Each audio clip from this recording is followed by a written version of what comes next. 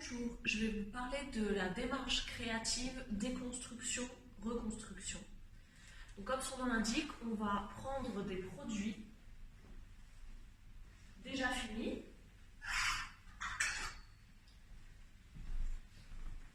par exemple une veste de tailleur, un sweatshirt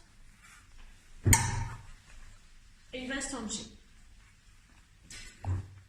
Le principe de cette démarche créative déconstruction-reconstruction, c'est de travailler directement en 3 dimensions, en volume, sur le mannequin. Trouver l'inspiration pour des produits et vous allez voir qu'on trouve des volumes qu'on trouverait difficilement en faisant directement le dessin, le croquis ou la figurine. Donc le principe, il est assez simple. On va prendre ces produits et on va les déconstruire pour les reconstruire sur le mannequin. En fait, ça va être notre matière première.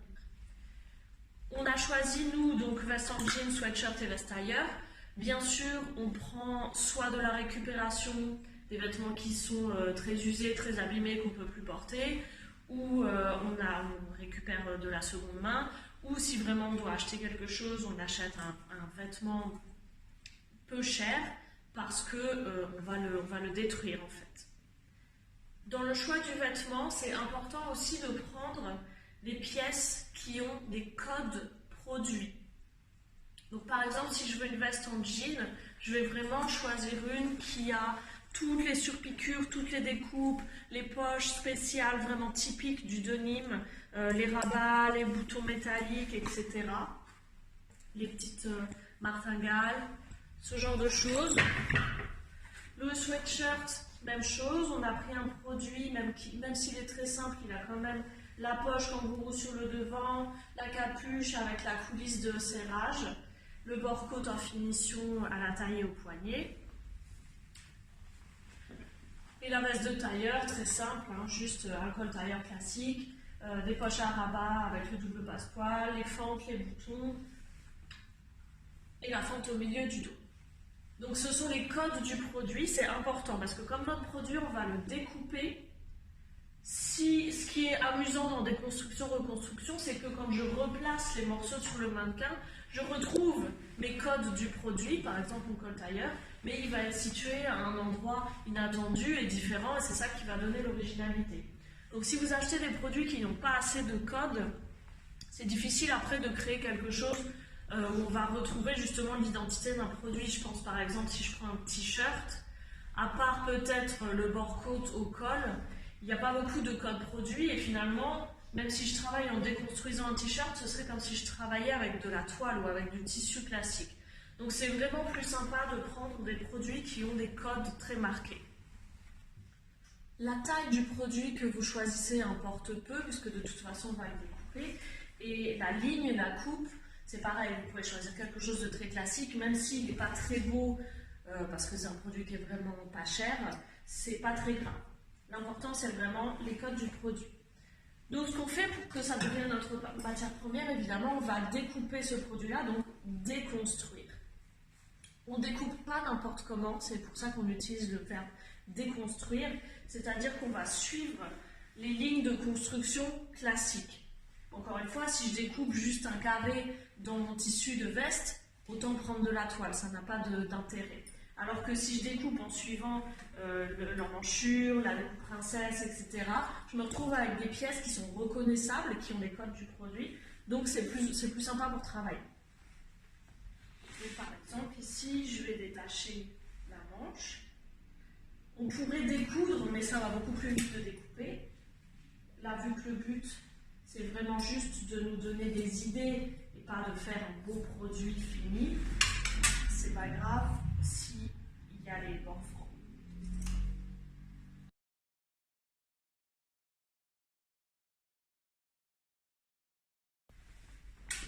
Dans la veste, on a aussi bien sûr la doublure, donc on peut bien sûr détacher la doublure, ça nous fait des parties supplémentaires, on pourra l'utiliser aussi après pour reconstruire des modèles et trouver des inspirations.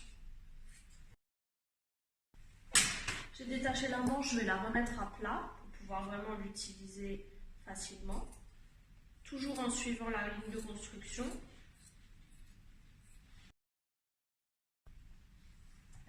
aussi.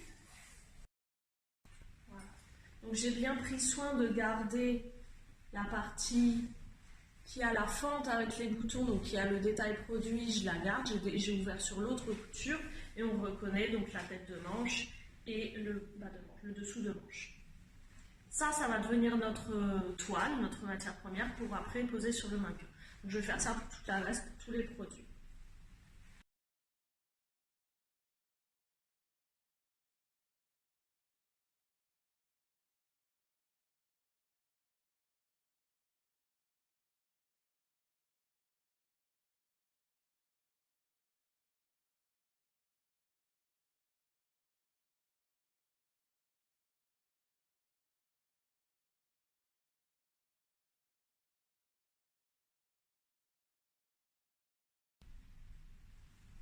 Moi, je vous conseille d'abord de faire des morceaux assez grands et petit à petit, au fur et à mesure que vous trouvez l'inspiration, vous pouvez recouper vos grands morceaux plus petits si vous avez besoin. Et si vous les coupez petits dès le départ, c'est pas forcément évident pour travailler. Donc là, par exemple, j'ai vraiment juste un devant, j'ai voulu garder le col complet, donc j'ai gardé les épaules du dos. Donc devant les épaules et l'autre devant. J'ai mes deux manches, j'en ai ouvert une et l'autre je l'ai laissée en tube fermé. Et j'ai mon dos complet. Je vais déjà commencer avec ça pour travailler. On va commencer à travailler sur le mannequin. Tout ce dont vous avez besoin, ce sont des épingles et éventuellement votre paire de ciseaux. On peut commencer directement avec un seul produit. Donc je suis toujours avec ma veste tailleur. Je peux déjà commencer en n'utilisant que les éléments de ma veste tailleur. Je ne suis pas obligée de refaire un vêtement complet. Je peux décider de travailler juste sur une partie, sur une épaule, sur une taille. Je garde le bras, je peux essayer de travailler sur une manche. N'oubliez pas aussi de travailler sur la face, mais aussi sur le profil et sur le dos du mannequin. Ça peut vous donner d'autres idées. Et quand j'aurai épuisé les idées que j'ai simplement avec mes morceaux de veste, je pourrai compléter avec mes autres produits et mélanger ma veste de tailleur avec ma veste en jean, avec mon sweatshirt. Je peux mettre que 2 produits ensemble ou les 3 produits ensemble.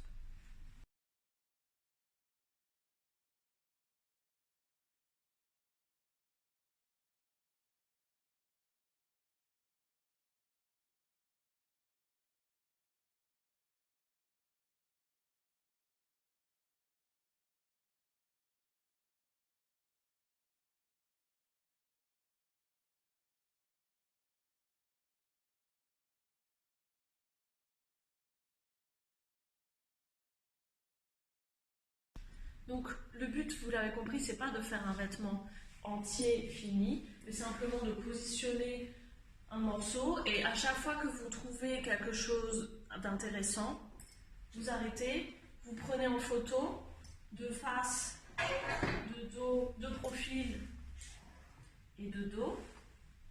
Comme ça, vous pouvez garder les archives et puis vous pouvez tout désépingler et recommencer une nouvelle pièce.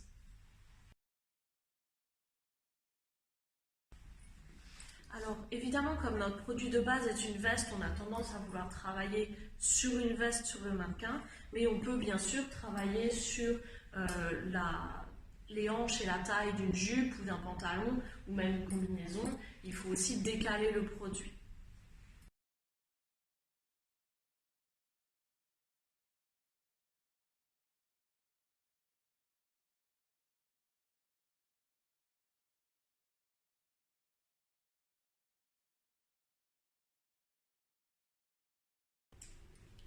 On obtient des formes qui sont, comme je vous disais, difficiles à imaginer directement en dessin.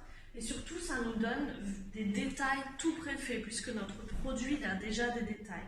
Par exemple, ici, si je dis que ça va être ma forme de ceinture, en drapant le reste de mon pan de veste, j'obtiens une poche.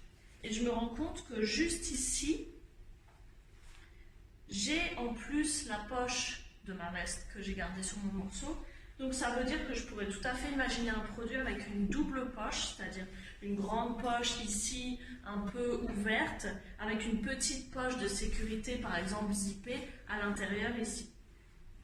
Même chose de l'autre côté. Donc encore une fois, quand on est satisfait de son morceau, on s'arrête, on prend en photo et on désépingle pour pouvoir recréer quelque chose de nouveau.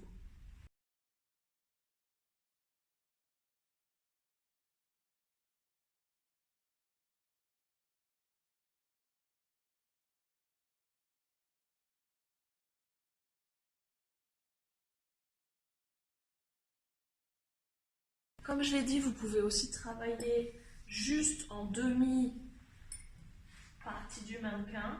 C'est-à-dire que là, si j'imagine que mon produit, en fait, s'arrête juste ici et qu'il n'y a que ce décolleté-là qui m'intéresse, comme je vais prendre la photo, je peux après, avec Photoshop, faire la symétrie et avoir ma découpe, mon morceau de l'autre côté également. Ici, j'ai rajouté la manche puisque j'ai profité de l'avoir encore entière, simplement pour nous donner une meilleure idée d'un look, d'un produit fini sur la photo.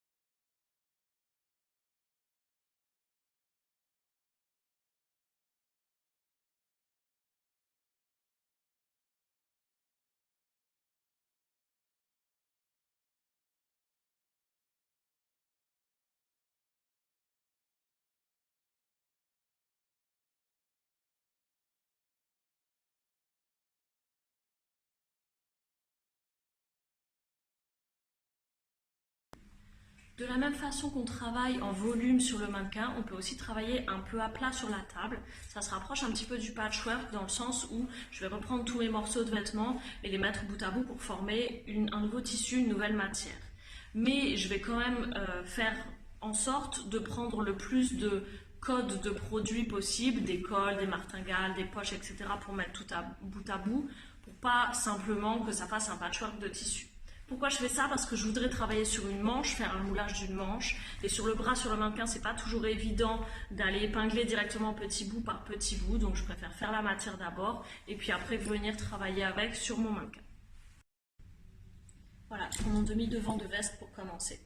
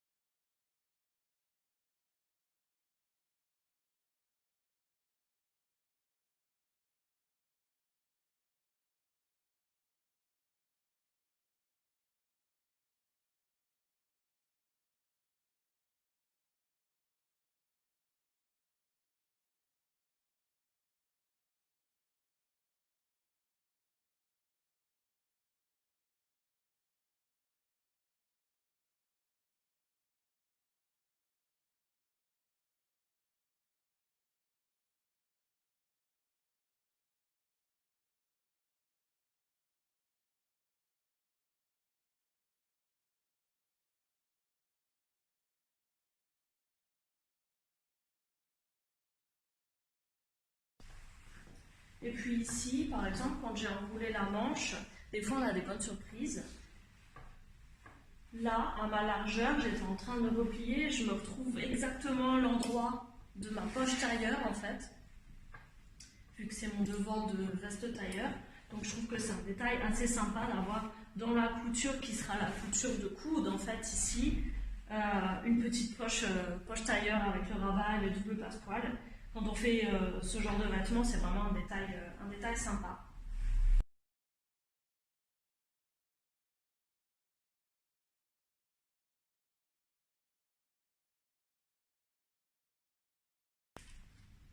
Voilà un petit peu ce que ça peut donner, donc déconstruction, reconstruction, partir de produits déjà existants pour imaginer de nouveaux produits. C'est une technique qui est utilisée par beaucoup de couturiers, de designers, d'artistes, peut-être les plus célèbres, Martin Margiela et Reka Wakubo de Comme des garçons, qui utilisent souvent cette méthode-là pour faire un produit. L'avantage, c'est qu'on a tout de suite un résultat presque fini, on n'a plus qu'à redessiner vraiment quelques détails, faire la symétrie, compléter ou assembler des devants, des dos et des profils tous ensemble pour faire un produit. Donc c'est vraiment très efficace et c'est plus facile que si on devait imaginer ça en dessinant la figurine, parce que là on a vraiment les détails, le volume directement sous les yeux. Voilà, j'espère que vous avez appris quelque chose et que cette technique vous sera utile dans l'avenir pour vos créations. Merci.